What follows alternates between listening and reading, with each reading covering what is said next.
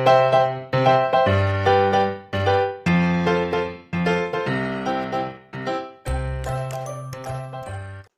Friends, ఇవాళ మన recipe వచ్చేసి ఫిష్ ఫ్రై దమ్ బిర్యానీ. దీని ఇంట్లోనే చాలా సింపుల్గా చేసేసుకోవచ్చు. ఇది తింటుంటే మనకి అచ్చం బయట రెస్టారెంట్లో తిన్న ఫీలింగే ఉంటుంది. దీని ప్రాసెస్, కావాల్సిన ఇంగ్రీడియంట్స్ ఇప్పుడు చూద్దాం. ఇక్కడ నేను ఒక 4 చేప ముక్కలు తీసుకొని శుభ్రంగా కడిగి పెట్టుకున్నాను. అలాగే ఒక ఆనియన్ ఇలా కట్ చేసి పెట్టుకోవాలి. అండ్ ఒక స్మాల్ బౌల్ పెరుగు, అండ్ ఒక స్మాల్ బౌల్ టమాటో ప్యూరీ, అలాగే కొద్దిగా బ్రౌన్ కలర్లో ఫ్రై చేసుకున్న ఆనియన్స్, బిర్యానీ దినుసులు, ఒక 3 టేబుల్ స్పూన్స్ ఆఫ్ అల్లం వెల్లుల్లి పేస్ట్, అలాగే రుచికి సరిపడ ఉప్పు, కారం, పసుపు, అండ్ ఒక స్పూన్ ధనియా పౌడర్, ఒక spoon garam masala, and half lemon తీసుకున్నాను. ఒక 3 table spoons of oil, and కొంచెం కొత్తిమీర తీసుకున్నా. ఇప్పుడు మనం ఎలా చేయాలో చూద్దాం.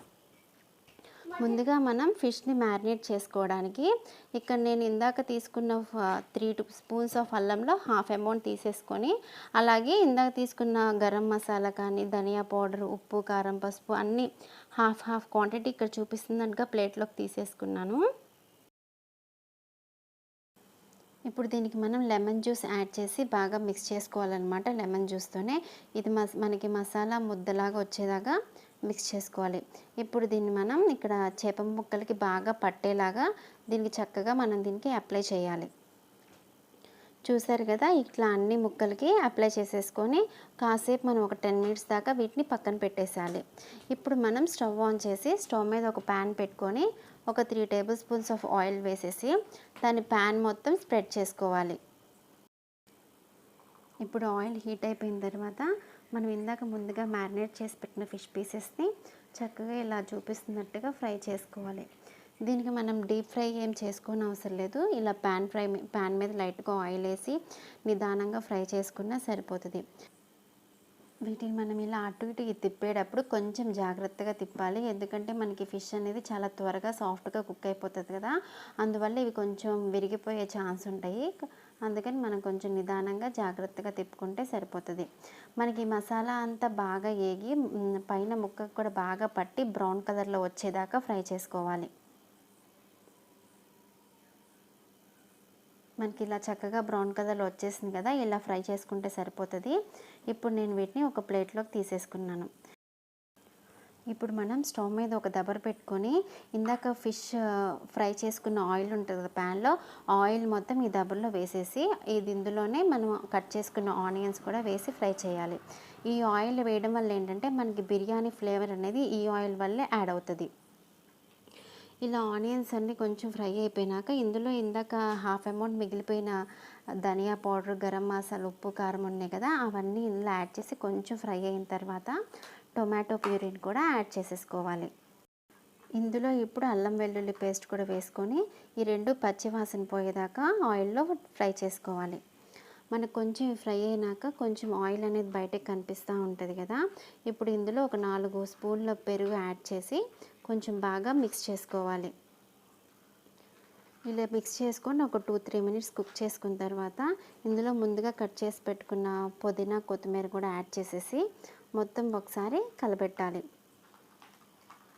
కలిపెట్టి మనం ఈ గ్రేవీని, ఇది గ్రేవీ అనమాట మన బిర్యానీకి, దీన్ని ఇప్పుడు మనం ఇంకొక 5-10 మినిట్స్ కుక్ చేసుకుంటే బాగా కుక్ అయిపోతుంది.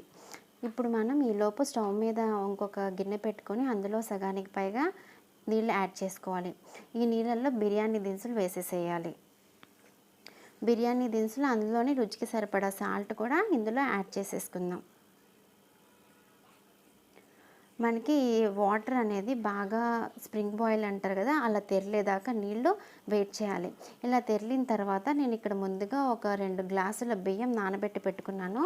ఒక అరగంట ముందే నానబెట్టుకున్న వాటిని ఇందులో యాడ్ చేసేసి ఒకసారి మొత్తం మిక్స్ చేసుకోవాలి.